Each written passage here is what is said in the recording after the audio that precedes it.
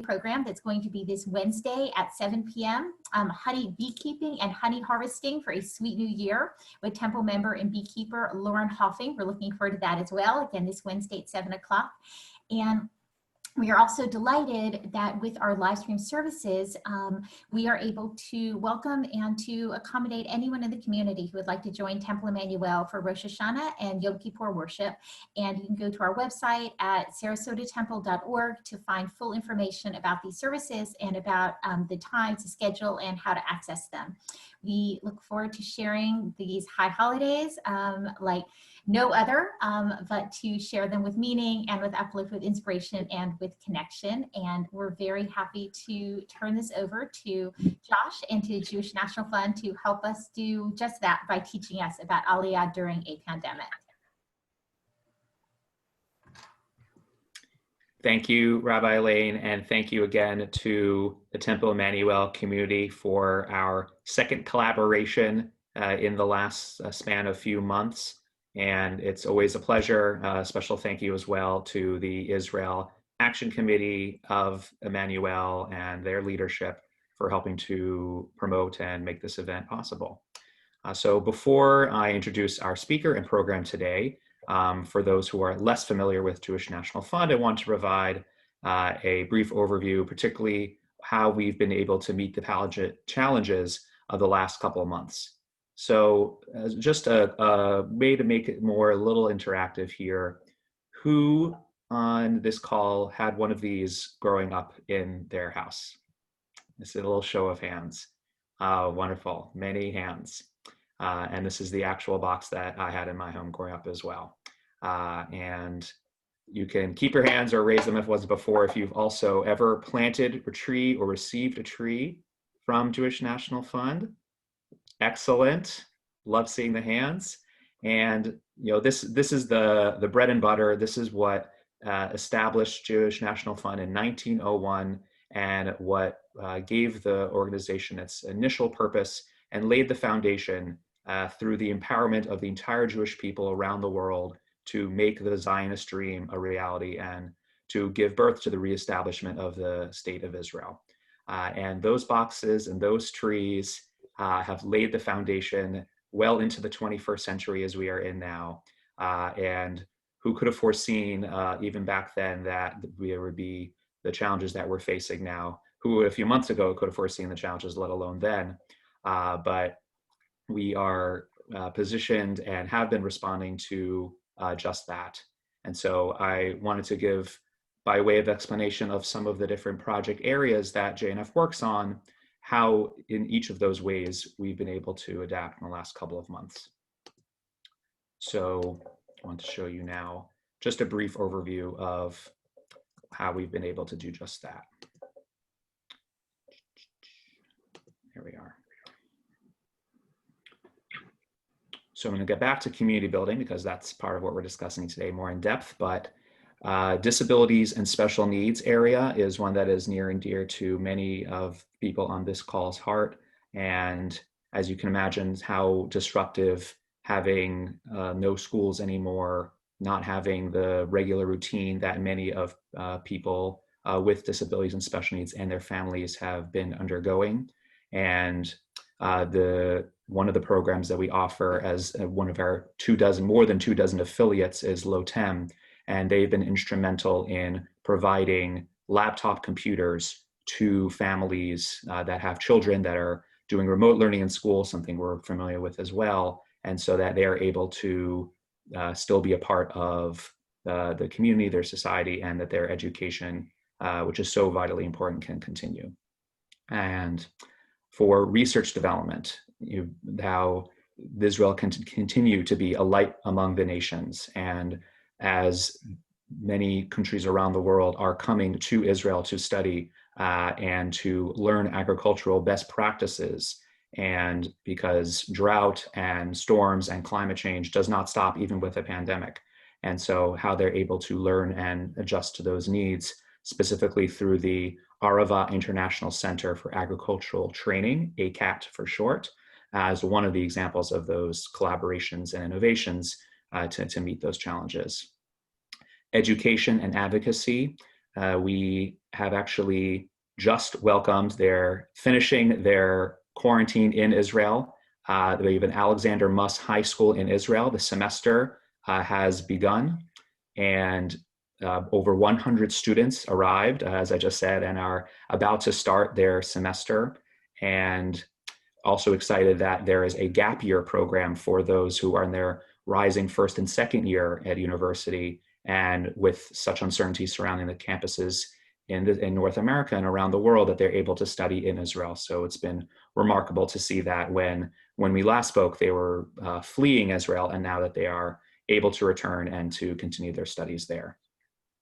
Water solutions, we've been holding programs such as Water Wednesdays, where we have been partnering with the different affiliates in Israel and providing updates in real time about the research, and speakers such as Seth Siegel, the author of Let There Be Water, giving us real-time updates and engaging with hundreds of people who are interested about these vital issues for that region.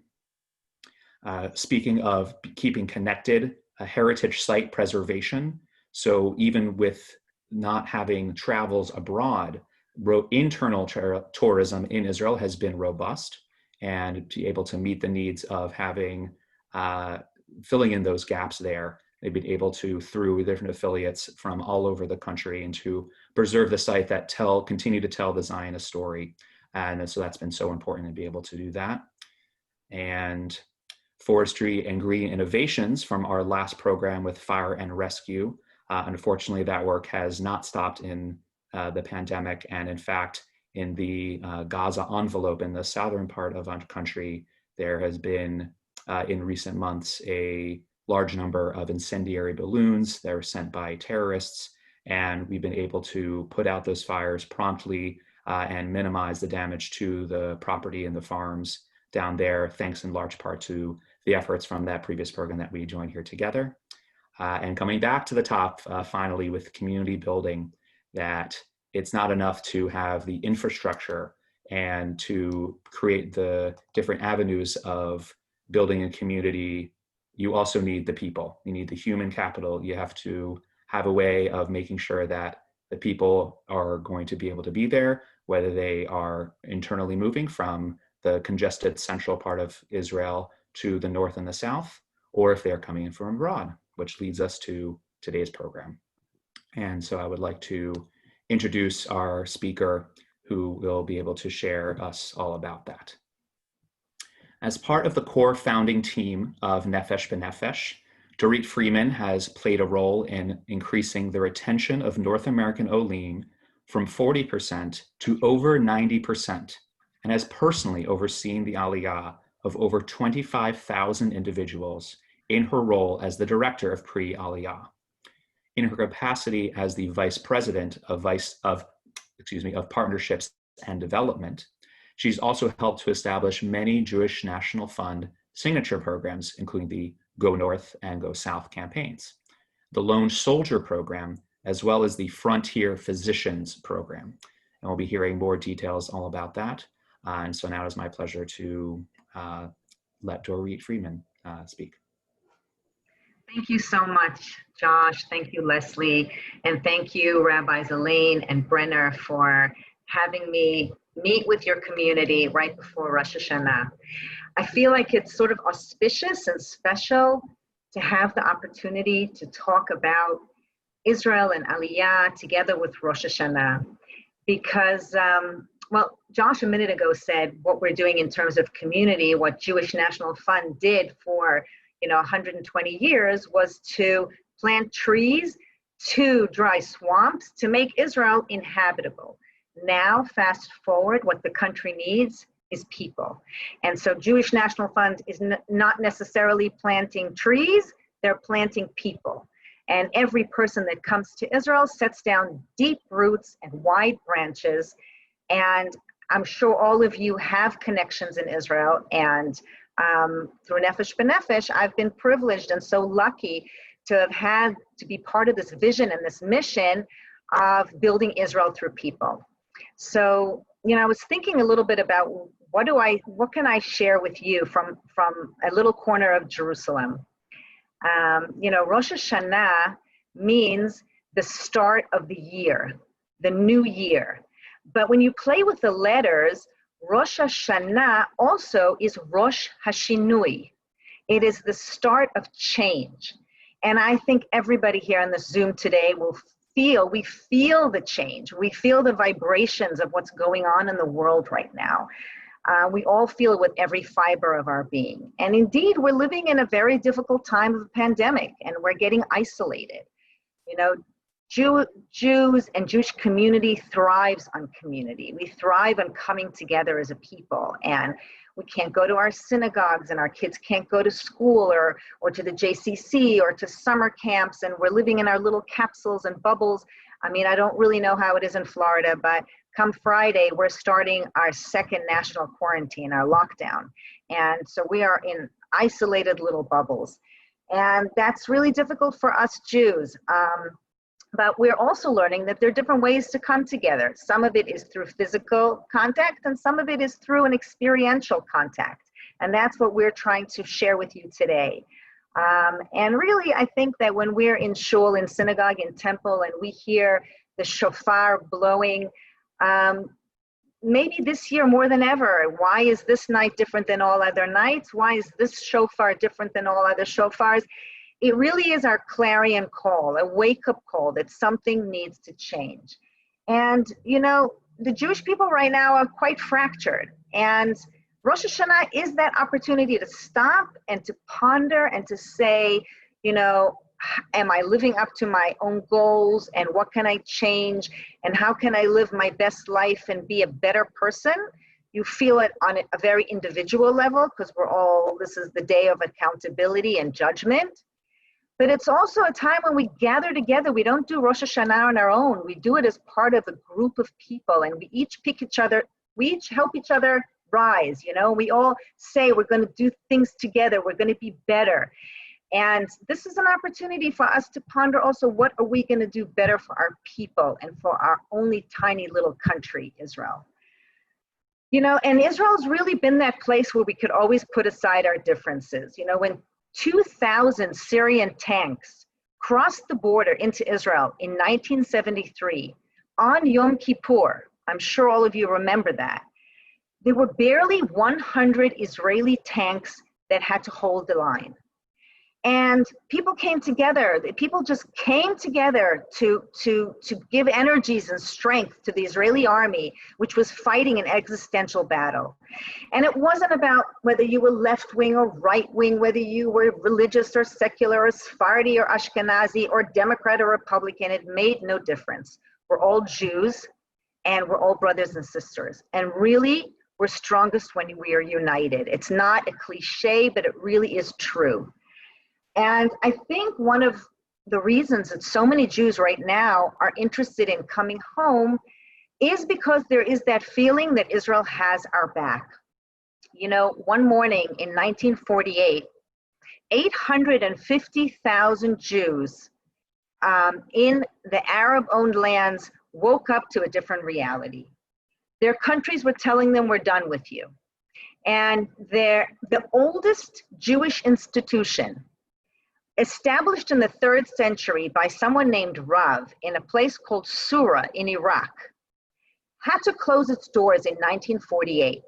And the hundreds of thousands of individuals that lived there for centuries understood that this was no longer home, and they had to get to Israel. And at that time, Israel in 1948 was a tiny little country fighting a war of survival, and only had 600,000 Jews living there. But they understood that they need to rescue their brothers and sisters to come back to Israel. And through obviously miracles over the next few years, 850,000 individuals were expelled from the Arab lands, and they made their way, many of them clandestinely, to Israel, living in tent camps with all the problems that it created, but they were home. And you know, and if the message is, if a Jew is in trouble anywhere in the world, Israel has your back. And that was the message then. And that's still the message that's so important to any Jew, no matter where they live. We're together and Israel has your back. And you know, same way when an Air France airliner was hijacked back in 1976 and rerouted to Ugandan airport in Entebbe. You know, soldiers, IDF soldiers, many of them reserve soldiers who have children and families and careers, put everything on hold and flew 2,000 miles in the dead of night to rescue Jews, because that's what Israel does. That's what we do, because nobody else will do that. And this is, you know, this is a story of the state of Israel. But wherever you hang your hat, that's home. Wherever we're born, that's home. But all of us have another home, our homeland, that's Israel. We're fortunate. We get to have more than one place that we feel incredibly comfortable. But for Jews from North America, the story of the 850,000 Jews from Arab lands, or the Jews who were fleeing the ovens of Europe, as you see on the split screen here with the Haganah ship that came illegally to Israel, that wasn't the story of North American Jews. The North American Jewish Aliyah story, it's a different story. It's a story of choice. And I just want to start this. Okay, so let's just go back to basics. Why do people make Aliyah today? What have we found? Who are making Aliyah, and why are they making it today? We have two different groups. We have the group of families, of which about 55% describe themselves as modern Orthodox. And we have singles and young professionals, of which more than 60% define themselves as anything but Orthodox, which is very interesting. And they have slightly different interests in coming to Israel. For the families, it's about Zionism, about meaning, a spiritual connection, and investing in the next generation. For the young people that come every year, and we have about 1,600 young professionals that make Aliyah every year to the ecosystem of Tel Aviv, because it's so exciting and innovative and full of opportunity. And many, many young people that come every year to draft to the IDF, they come because of their sense of identity and the opportunities that Israel offers, and the sense of personhood, and Zionism, of course. But for many, many years before Nefesh B'Nefesh was around, Aliyah was not a successful paradigm from North America, because Israel was so used to dealing with people who were running away that when you run towards a country, you know, they were just used to, when you leave something and you can't go back, then no matter what you're given should be good enough. And the paradigm of the North American Jew who's leaving such a comfortable, beautiful life, a vibrant Jewish life, to come to Israel as a choice because they want to be part of the greatest Jewish project of our times, we needed a different approach. So what was happening was that before Nefesh B'Nefesh was around, about 1,700 individuals made Aliyah, and more than 60% of them went back. Their Aliyah did not succeed through no fault of their own. They were misunderstood. Nobody helped them find jobs. They didn't understand the culture. There wasn't that soft landing. And Nefesh B'Nefesh came around, and with our business-like acumen and with the American customer service and looking at every single person as to how we can help them thrive, we have brought over 4,000 people a year, 65,000 people since we started 19 years ago in South Florida, and over 90% of them stay. And our approach has been called the Startup Aliyah. So much so successful that it was that the Prime Minister of Israel mandated Nefesh B'Nefesh as the outsourced arm of the government of Israel. That happens nowhere, where a little tiny private organization gets the keys for North American immigration. And why is it so important? Why is Aliyah so important? As important then, when in the black and white pictures as it is today, because the olim that come, besides bringing their education and their skill sets and their motivation and their idealism, they fuel the economy, and they bring that social capital. They bring American mindset and pluralism and tolerance and customer service and manners, and we love that. And this is our slide just to give you an overview of what Nefesh B'Nefesh has done in our high years, in our 18 years. 65,000 olim have come, 8,000 young people have come to serve in the IDF. More than 10,000 people are pioneers in Israel's north and south. and 650 Zionist doctors have said we want to be part of Israel and we want to help Israel grow medically because there is a shortage of doctors. We're really proud of that, and we're really proud of our over 90% retention rate. And then we did a study very recently that was actually supposed to be presented to the president of Israel last week, Ruby Rivlin. But unfortunately, because of the uptick in COVID, we had to postpone the presentation and all the buzz that would go around it. But it's really wonderful to see that of all the olim that we have brought to Israel and all the money that we have raised to invest in this project, it's an investment with unbelievable returns. $2 billion was the return on investment to the state of Israel from the olim of Nefesh B'Nefesh, which means that anytime $1 is invested in Nefesh, the return is ongoing. And today I'm here to talk to you about Aliyah in a pandemic. We are actually witnessing right now a historic situation. Never before in the history of Israel have people from all different countries turned to Israel to want Aliyah at the same time. There was French Aliyah at one point, there was Ethiopian Aliyah, former Russian Aliyah. Now it's the whole world is turning concomitantly. And perhaps that is the slight silver lining in this very sad cloud of COVID. But it is an opportunity that we're saying it's incredible, because what Aliyah does is it builds Israel's brain trust. And we all know what the Yiddish Cup does, not just for Israel, but what it does for humanity. We don't have to, it's a separate PowerPoint presentation of all the innovations that Israel has done that has changed the way people live their lives, whether it's helping the blind to see and the infirm to walk, or the way we talk on with our technology. It is an opportunity to bring a brain trust growth, and it's an opportunity we really can't afford to squander. So the government of Israel is preparing for 90,000 new olim to come to Israel within the next 18 to 24 months, and about 250,000 in the next 3 to 5 years. And it is absolutely no exaggeration to say that a wave of Aliyah can really transform the nation. You know that we're having some issues in Israel right now. We don't have the most stable government, and with COVID, we're a tiny country, and our health system was so taxed even before COVID came. One of the projects that Nefesh B'Nefesh and Jewish National Fund work on together is to help buttress the medical system in Israel by bringing medical professionals all over Israel, and specifically to the frontier, the periphery communities. Imagine what an influx of olim will do for Israel. But it's not only what it does for Israel, it's what it does for you, and what it does for your grandchildren. Because you see, Aliyah, North American Aliyah, builds a vibrant, living bridge between Israel and Jews worldwide. It's no secret that the next generation feels much less connected to Israel than all of you. And it's scary and it's hard. How do you create connection?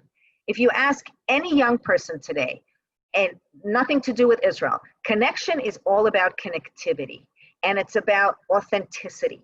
And having young people who come to Israel and live there and say, wow, life is vibrant here, and I'm doing this wonderful startup, or I have, my children are so happy and they speak Hebrew so well. That's a personal example, and that creates a role model.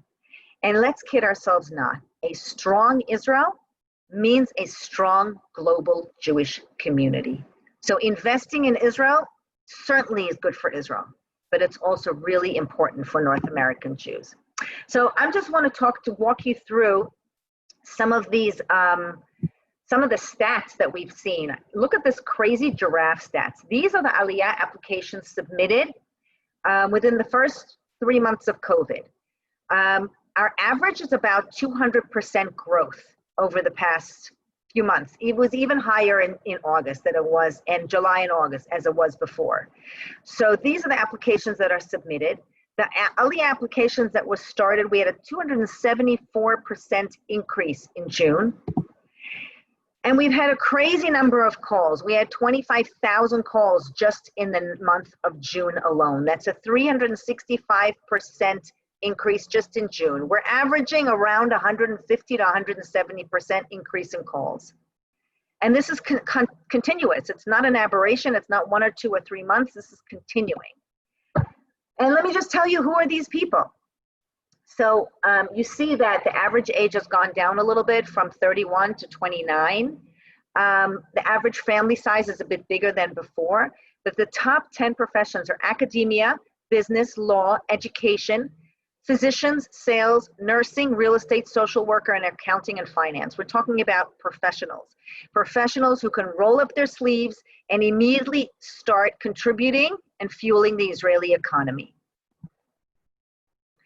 Why is Aliyah important? And why is Aliyah important right now? You see, it's a power multiplier. Every individual that comes to Israel has an unbelievable effect, on a ripple effect on their own community, on their own ecosystem. We have our own in-house employment department where we help Olim get placed in jobs, and we have tremendous and varied contacts with many, many companies in Israel.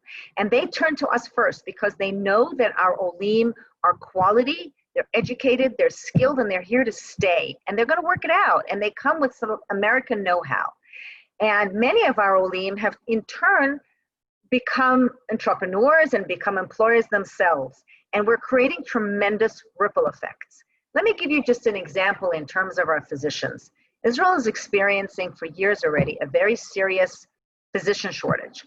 And a big reason that we are going into full lockdown on Friday, which means that we do not get to sit in shul with our family, with our parents. It's a total separation. I think we're the first country in the world that has an official second lockdown. And what is the primary reason for this? They're so afraid that the hospitals are going to crash, that the doctors are so stretched. They don't have enough medical manpower, and we don't have enough hospitals to carry this. Western Galilee Hospital today announced that they are maxed out in terms of their COVID patients. They're not accepting any more. So last year in 2019, we brought 62 physicians and 14 doctors to the frontier. We did the math. If they worked 8 hours a day, they had 168 patient visits daily, 1,008 patient visits weekly, and 50,400 patient visits a year. Our 62 doctors, let's say only a certain number of them, if only 60% of them were working full time, that's maybe 37 physicians. That translates into 133,200 patients treated annually. Every physician that we bring is an unbelievable asset to the state of Israel. Shimon Peres is one of my favorite Israeli presidents who really greeted our Olim with so much love and so much respect. And he stood on the bottom of the tarmac as the Olim walked down the plane. You know, we would charter these big flights and they would land in the old Ben Gurion airport. And we had a red carpet and we had soldiers there with flags and flowers, and we would have a full concert. And prime ministers and presidents would come there. I mean, what country does that? What country has a prime minister or president at the tarmac greeting every single immigrant with a flag and a handshake? And I love this quote. He said, "The day these Olim touch ground is the day the state of Israel takes off." Israel is a country that was built by immigrants, not only brick by brick, but also soul by soul. And that is the name of Nefesh B'Nefesh. It means soul with a soul. We're in it for the soul. You know, nobody makes Aliyah because they're looking for an easier life. They're looking for a more meaningful life. Not everybody can make Aliyah or wants to make Aliyah, but we all want an Israel that's thriving and strong. And so you are all generous supporters of Jewish National Fund because you love Israel and you want to see her strong. And at this point in time, with a government that's so stretched, where we have to raise an additional $1.9 million to cover the delta of all these Olim, we're just asking our friends stand with us, sort of the way Theodor Herzl did at the end of the 1800s. And he said, friends, if we're going to build state of Israel, we need to start now. So we are fortunate to have a new home that the mayor of Jerusalem were awarded Nefesh B'Nefesh, which overlooks the vision of Theodor Herzl. It overlooks Israel's Supreme Court, the new foreign ministry, and the Knesset. And on this campus, we're going to be building, as you see, a Herzl balcony. The if you will it, it is no dream balcony. And every group and every visitor and every JNF mission and every grandparent and grandchild, we hope, that comes to Jerusalem will come to this balcony, because it's a testament that we're living in incredibly historic times. And while we feel like we're in COVID right now and it's not going to end, it will end. It will end. And I really cannot stress enough to you that when you do decide you're going to get on a plane again, make your trip to Israel with Jewish National Fund. You never see Israel the same way. It's remarkable. I've been on these missions and I've been living in Israel for 30 years, and every time it gives me goosebumps. We're really so fortunate to be living in these incredible times. And as we go into Rosh Hashanah this year and we hear that shofar blowing, we will all introspect about how we want to live a better life, and God willing, we should all be healthy, but also how do we make our country healthier, and how do we help build her through Aliyah. So I wish all of you a Shana Tova, an Aliyah Tova, a year of health, and more health, and may we only know peace and prosperity and happiness for all of us. Shana Tova, and thank you so much for letting me be a part of your evening, your day. Amen, amen. Thank you for that presentation, for the stories, and we're not letting you go just yet, because I'm sure that we're going to have a number of questions for you, so I want to take some time to do that. So write in the chat any questions you have at all related to what you've heard just now, and Dorit or myself or Rabbi, depending on the question, will be more than happy to address that. So I see the first question here from Gabrielle. Will you welcome a resourceful, educated, active 65-year-old? And she's 65 today. So Yom Huledet Sameach, happy birthday to Gabrielle. And Dorit, what's you to say for that? It's never too old to live your dream. You know, we have on our flights, we've had newborn babies that were flown, you know, some of them were like 2 weeks old. And we've had sisters who were 93 and 94 who made Aliyah, who just, you know, they lived their lives, their husbands passed away, and they said, you know, we've always wanted to come. So you're young, you can come. But there's absolutely no, we are here to help everybody, and everyone has their own unique story, and we're here. And Brenda Johnson is making Aliyah too, so I want to give her a shout out, and kol hakavod.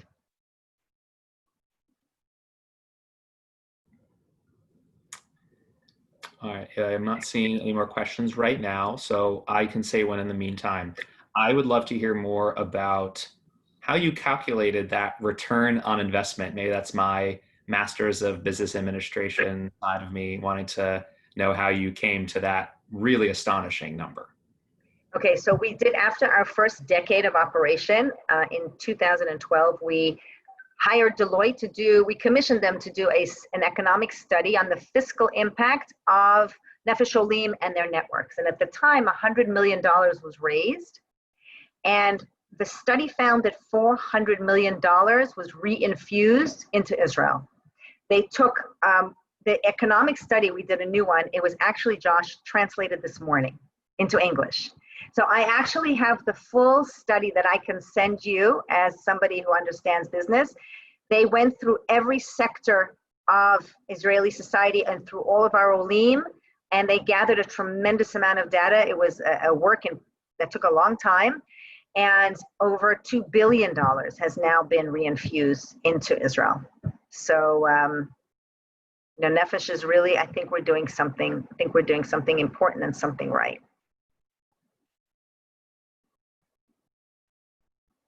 Absolutely. And what fortuitous timing, and look forward to when you're able to present that to the president, and when that's publicized more widely, it's going to draw even more attention and duly deserved accolades for the work that you and Nefesh B'Nefesh have been doing. So we can hear from some others. I don't see you chatted, but you can also unmute yourself as if that you're more comfortable with that. So I'll give another moment.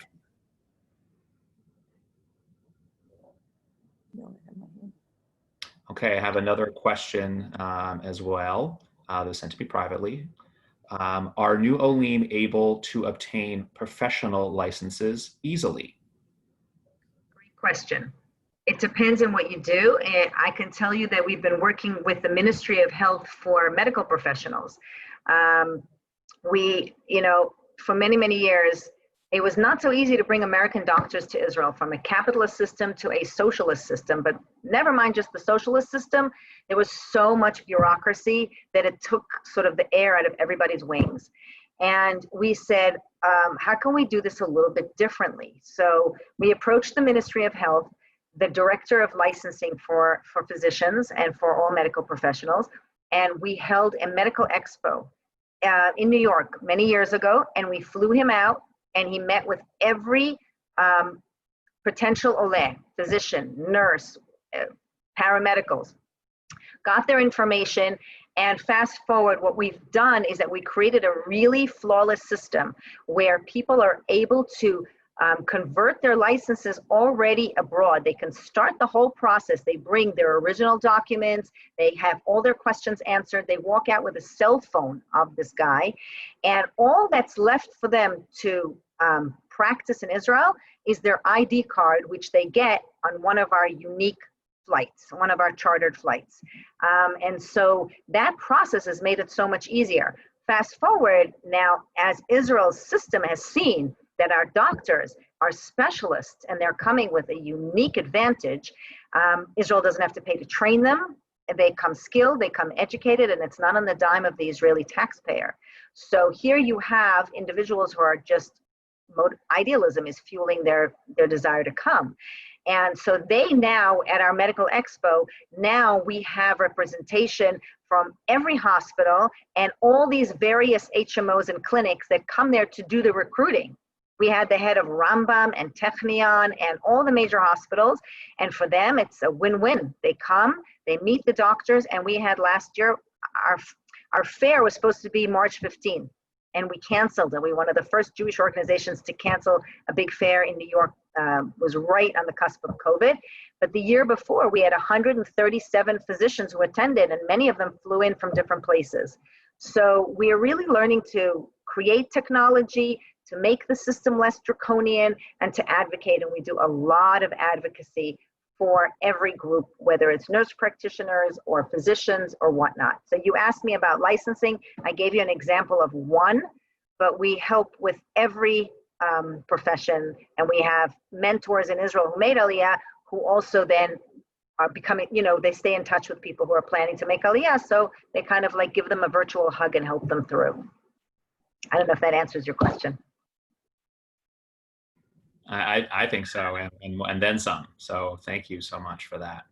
I did see Brenda looking to unmute herself, so I want to give you a chance since you were checked earlier. Am I unmuted? Yes. Hello? Yes. And then Wow. Marlies, I see you, and we can get to you next. Okay. What did you say, Josh? I missed that. I saw someone else raise their hand, so I'll let them know they're next. Oh. So the floor is yours. Oh, mine. Oh, Dorit, I want to thank you so much for putting me in touch with people who are helping me. However, I have to say, the documents and my table is full of my application, trying to find the right documents. I've got 5 documents that I have to send off for apostille, a word I've asked so many people. Do you know what is an apostille? No, never heard of it. Well, it's the dominant factor in my life right now. But there are companies that can help you to do this, and that takes this headache off of your plate. Oh yeah, which company? I can send you a list. Apostille.net, there are a bunch of them. So I don't want to keep everybody else waiting, but there is, all kinds of bureaucracy. When you send your birth certificate and your marriage certificate and whatnot to another country, they have to know it's authentic. So the state has an office called the apostille, and it needs to give it a stamp that it's authentic. And some of the bureaucracy that we're encountering right now is on the US side.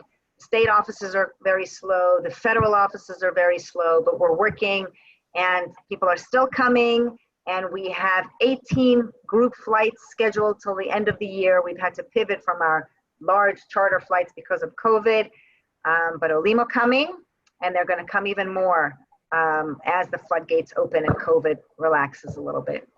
That's And our I'll hope. be among them very soon. Alavai. Alavai, Alavai. Thank you. Marlies, please unmute yourself for our next question.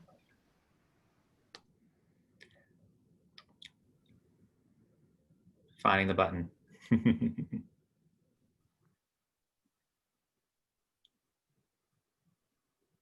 While you're waiting, could I go? Sure thing. Go ahead. Dorit, thank you for that fantastic presentation. You are really an inspirational lady. Could I ask you to walk us through a timeline for the process from application to becoming a full-fledged Israeli citizen and a working part of society? It's a great question. So the first stage is people access our website or call us. We have, people who work late hours, and it's very, I think, user-friendly.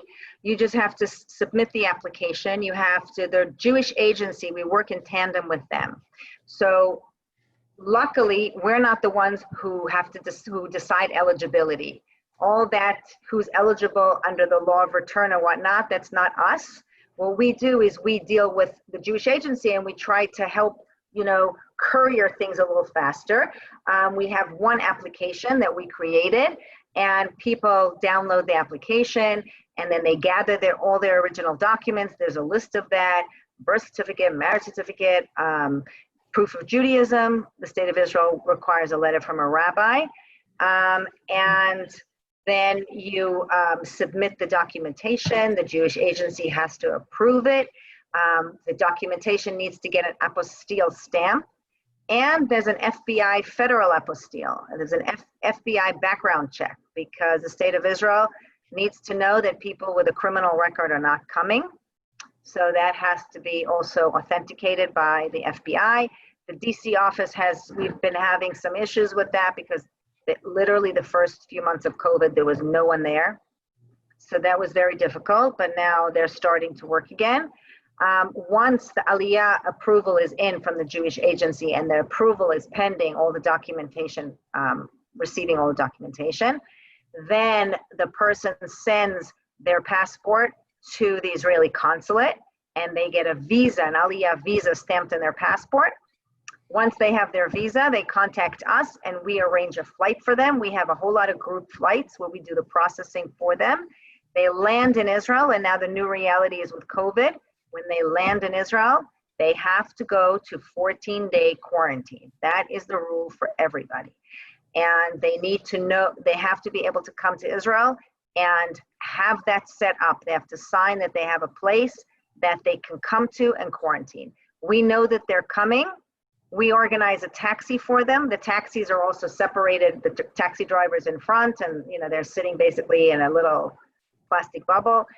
And and then the community knows that they're coming and brings them food. And there's there's a welcome ceremony for each person. We bring them bags of treats and all kinds of information that they'll need. We bring it to their doorstep, and we try to make each person feel special. And that's the Aliyah process.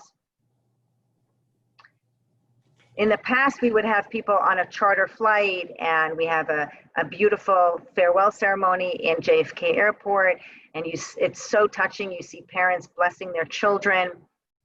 It's very poignant. It's very bittersweet. And then when they land, there's a live webcast, and family can see their children, their parents, their siblings getting off the plane and literally walking down the steps and touching the tarmac, and everybody gets flags and flowers. It's very celebratory. We have a red carpet. Literally, we roll out a red carpet, And we make the Olim feel like this is the most special day in their lives because it's the first day of their new lives as new Israelis. And we look forward to resuming those festivities once COVID subsides. But, our work only gets started. It's not only about bringing them to Israel on the plane. That's a very small part of it. Because what happens the day after they land when they have to figure out how do they open up a bank account? How do they find a job? How do they acculturate their children? How do they make new friends? How do they understand how to read their electric bill? We're with them all the time. And we have different foci groups. We have retiree Aliyah, where we have different kinds of engagement and lectures that interest them. We have a Tel Aviv hub, which is like a community center in the middle of Tel Aviv for young people to come and work there during the day and get mentored on, whether it's, how to find a job or how to set up a business and to meet other people. And in the evening, we use that same space to create a social event so people can become friends. And once a month on Friday night, we have about 100 people for a Shabbat dinner. Because in Israel, Shabbat dinner is what everybody does. It doesn't matter where you come from, how observant or not observant you are. Shabbat dinner is culturally the place that every family comes together. And Olim can feel very, very lonely when they don't have family and they have nowhere to go. So we've created a Shabbat experience. So if people want to go to synagogue, they can go to synagogue. If they want to go to happy hour, they go to happy hour, but everybody will come together and sit around the same table. And a big, big part of our work is community integration. We have Olim in 187 communities across Israel. And our work just gets started. And our goal is not just to bring people, but we want people to not just survive in Israel, we want them to thrive in Israel. And when they're happy, they're going to tell their friends. And that's how it's grown. It's been a positive ambassadorship project, basically. And we're really proud that, Israel is an attractive place for all kinds of Jews. It doesn't matter what your background and your age and what your focus is. We try to be that soft landing for every person. Wonderful. My question to you was, do you designate parts of the country that you personally work with and maybe somebody else does another part of the country in terms of orienting the people making Aliyah? That's a good question. Yeah, we have My daughter just moved, made Aliyah a month ago, I think. And I didn't do anything like your services. So I wondered if that was geographically separated. Where does she live? She lives in Jerusalem now, but she used to live in Silver Spring, Maryland. Mm-hmm. So, we have all these services, and we do have designated staff in the South for people who are moving to the South, and designated staff in the North for people who are moving to the North. We have staff in Jerusalem. Our main office is in Jerusalem, and we have also an office in Tel Aviv. 2 offices, one for soldiers and one for young professionals.